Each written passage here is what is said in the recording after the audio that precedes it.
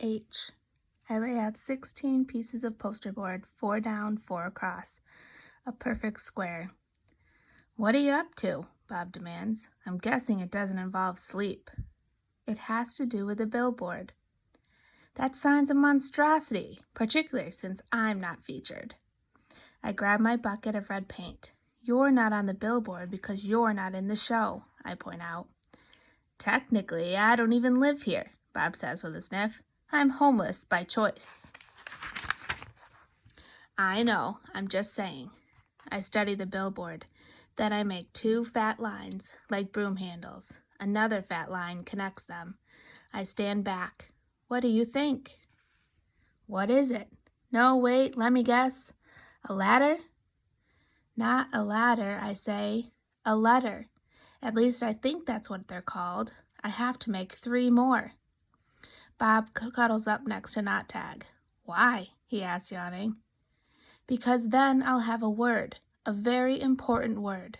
I dip my fingers into the paint. What word? Bob asks. Home. Bob closes his eyes. That's not so important, he says quietly. Nervous. All day long I knuckle walk circles around my cage. I'm so nervous I can't nap. I can't even eat. Well, not very much anyway. I'm ready to show Julia what I've made. It has to be Julia. She's an artist. Surely she'll truly look at my painting. She won't notice the smudges and tears. She won't even care if the pieces don't quite fit together.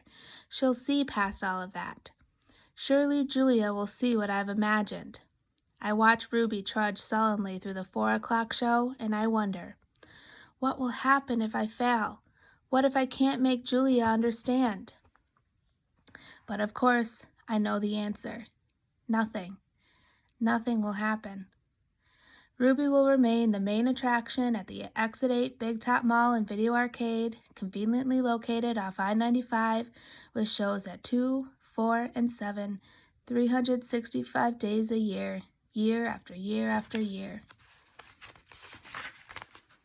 Showing Julia. It's time to show my work. The mall is silent, except for Thelma the macaw, who's practicing a new phrase. Uh-oh. Julia is finishing her homework. George is sweeping outside. Mac has gone home for the night. I grab Not Tag and carefully pull out all the folded papers. So many paintings. Page after page, piece after piece of my giant puzzle. I pound on my glass and Julia glances over, fingers trembling. I hold one of my paintings. It's brown and green, a corner piece. Julia smiles. I display another picture, and then another, and another, and another, each one a tiny part of the whole. Julia looks confused. But what is it? She asks. She shrugs. It doesn't matter. It's pretty just as it is.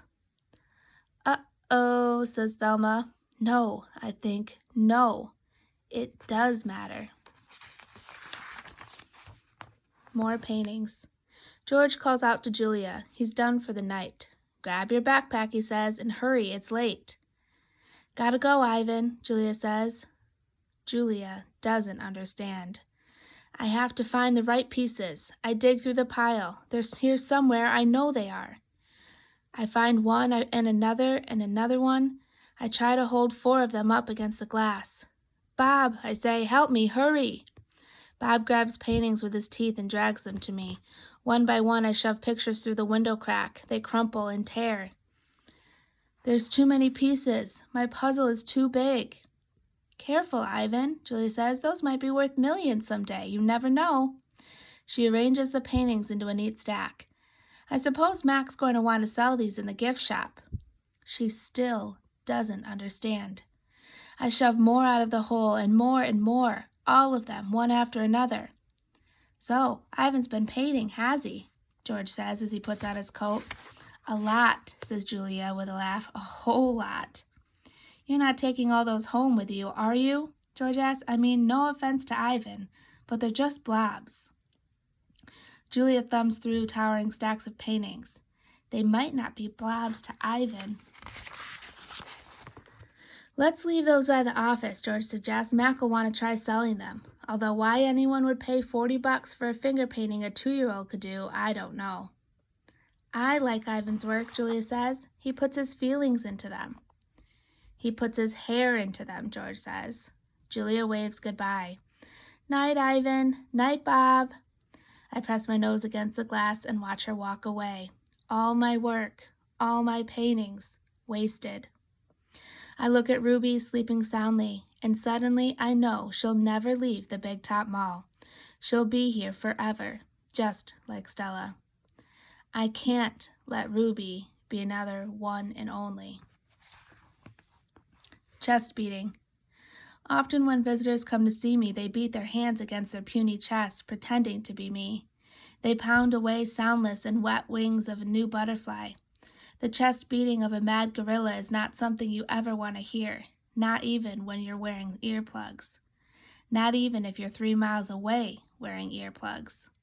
A real chest beating sends the whole jungle running, as if the sky has broken open, as if the men with guns are near. Angry. Thump. The sound, my sound, echoes through the mall.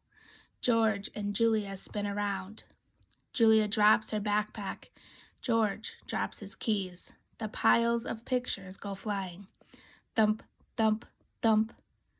I bounce off the walls. I screech and bellow. I beat and beat and beat my chest.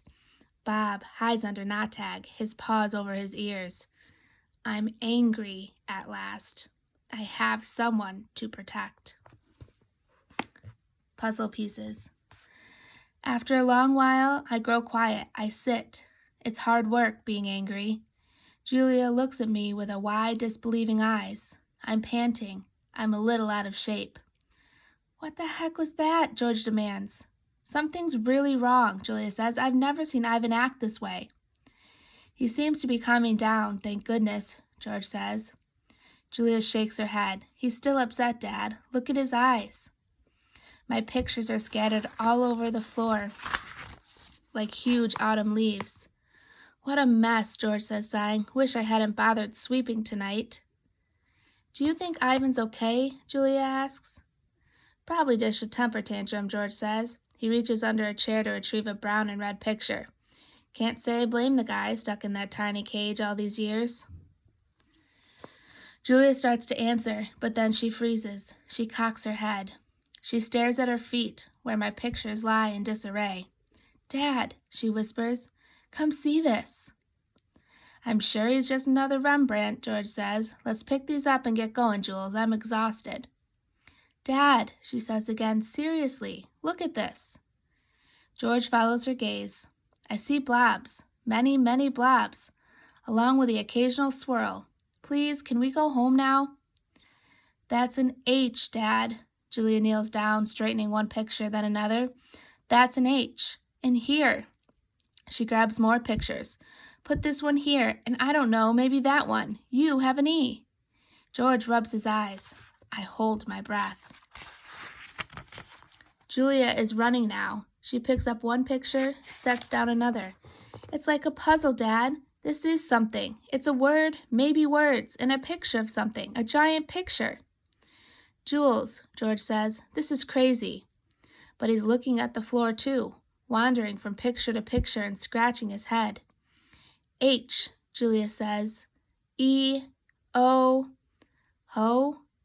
Julia chews her lower lip. H, E, O, and that looks a lot like an I. H, E, O, I. George writes in the air with his finger. I, E, O, H. Not the letter, an actual I. And that's a foot, or maybe a tree. And a trunk. Dad, I think that's a trunk. Julia runs to my window. Ivan, she whispers, what did you make? I stare back, I cross my arms. This is taking much longer than I thought it would. Humans. Sometimes they make chimps look smart. Finally, Julia and George take the pictures to the ring where there's room to see them all. An hour passes as they try to assemble my puzzle. Ruby's awake now, and she and Bob and I watch. Ivan, Ruby says, is that a picture of me? Yes, I say proudly. Where am I supposed to be? That's a zoo, Ruby. See the walls and the grass and the people looking at you? Ruby squints. Who are all those other elephants? You haven't met them, I say, yet. It's a very nice zoo, Ruby says with an approving nod. Bob nudges me with his cold nose. It is indeed. In the ring, Julia pumps her fist in the air. Yes, she cries. I told you, Dad. There it is. H-O-M-E, home. George gazes at the letters. He spins around to look at me. Maybe it's just a coincidence, Jules, you know, a once-in-a-trillion kind of thing, like the old saying about the chimp and the typewriter. Give him long enough and he'll write a novel. I make a grumbling noise as if a chimp could write a letter, let alone a book. Then how do you explain the rest of it? Julia demands. A picture of Ruby in the zoo? How do you know it's a zoo? George asks. See the circle on the gate? There's a red giraffe in it. George squints and tilts his head. Are you sure that's a giraffe? I was thinking more of the lines of a deformed cat. It's the logo for the zoo, Dad. It's on all their signs. Explain that. George gives her a helpless smile. I can't begin to. I'm just saying there has to be a logical explanation. Look how big this is. Julia puts the last piece of Ruby right ear into place. It's huge. It's definitely large, George agrees. Julia watches me. She chews on her thumbnail. I see the question in her eyes. She turns back to the paintings and stares at them, looking, truly looking. A slow smile dawns on Julia's face. Dad, she says, I have an idea, a big idea.